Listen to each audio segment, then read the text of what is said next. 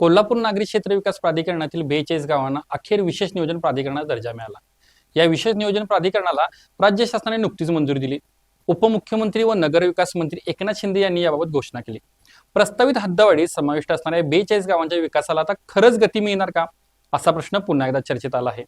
या सर्व विषयावर आपण सविस्तर बोलूया आजच्या सकलमच्या पॉडकास्टमध्ये। बाबा खूप बोर होतंय, काहीतरी नवीन फ्रेश ऑर्डर करा ना। माझ्याकडे एक सरप्राईज आहे। गोकुळचा आस्वाद परंपरेचा गोकुळ आईस्क्रीम सोबती प्रत्येक क्षणाचा गोकुळ आईस्क्रीम। नमस्कार, मी हर्षवर्धन भोसले, सकलम मध्ये आपले स्वागत आहे।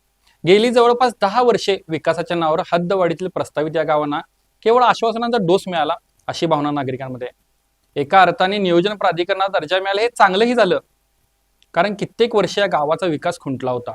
या निमित्ताने किमान या गावांचे विकासाचे रुतलेले चाक हल्ले तरी पुष्कळ झाले।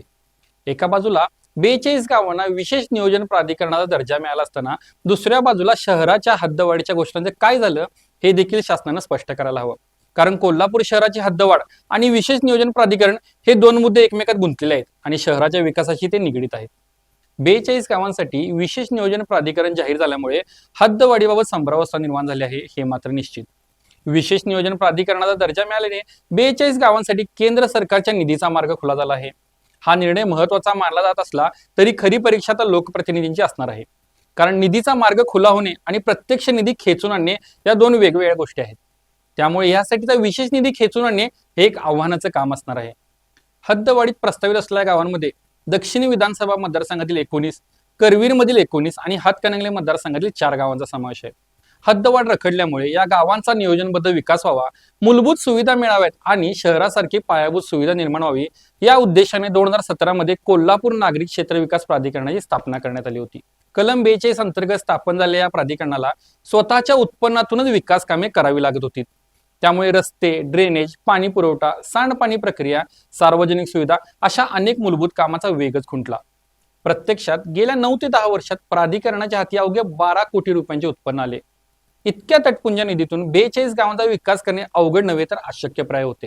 हद्दवाढीवर उपाय म्हणून या प्राधिकरणाची स्थापना केली होती, ती देखील 42 कलम अंतर्गत। दरम्यानच्या काळात विधानसभेमध्ये आमदार चंद्रजित नरके यांनी कलम 42 ऐवजी 40 अंतर्गत विद्यमान नागरी विकास प्राधिकरण बरखास्त करून स्वतंत्र कोल्हापूर प्रदेश विकास प्राधिकरण स्थापन करण्याची मागणी लक्षवेधीद्वारे विधानसभेत केली होती। कलम 40 अंतर्गत कोल्हापूर नागरी क्षेत्र विकास प्राधिकरणला विशेष नियोजन प्राधिकरणाचा दर्जा द्यावा अशी मागणी केली होती। त्यासाठी त्यांनी पुणे, नाशिक, नागपूर, छत्रपती संभाजीनगर या शहरांच्या धर्तीवर विकास प्राधिकरण स्थापन करण्याची मागणी केली होती। आमदार चंद्रजित नरके यांनी यापूर्वी जुलै 2025 मध्ये पावसाळी अधिवेशनादरम्यान कोल्हापूर नागरी क्षेत्र विकास प्राधिकरणला विशेष प्राधिकरणाचा दर्जा द्यावा अशी मागणी उपमुख्यमंत्री तथा नगर विकास मंत्री एकनाथ शिंदे यांच्याकडे केली होती। या पत्रावर उपमुख्यमंत्री शिंदे यांनी तात्काळ कार्यवाही करण्याच्या सूचना दिल्या होत्या। याचा अर्थ गेल्या वर्षभरापासून प्राधिकरणाला विशेष दर्जा देण्यासंदर्भात सरकार पातळीवर घडामोडी सुरू होत्या।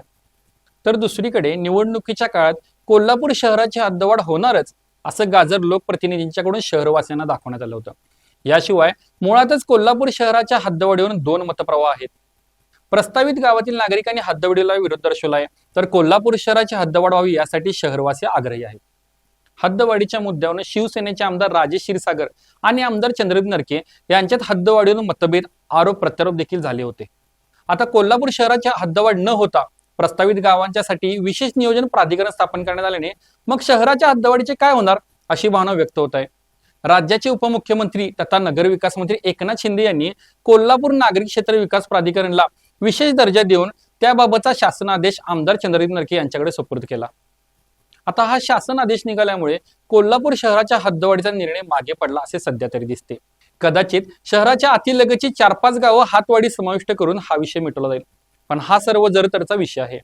पहिल्या टप्प्यात किमान 12 गावांचा समावेश करून कोल्हापूर शहराची हद्दवाढ होणार असल्याचं सांगण्यात येत होतं। तसा प्रस्ताव देखील महापालिकेकडून नगरविकास खात्याकडे पाठवण्यात आला होता।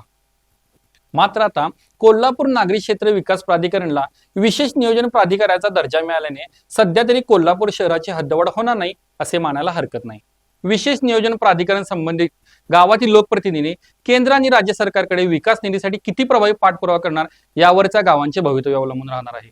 अन्यथा विशेष नियोजन प्राधिकरण हा दर्जाही केवळ नावापुरतच राहील.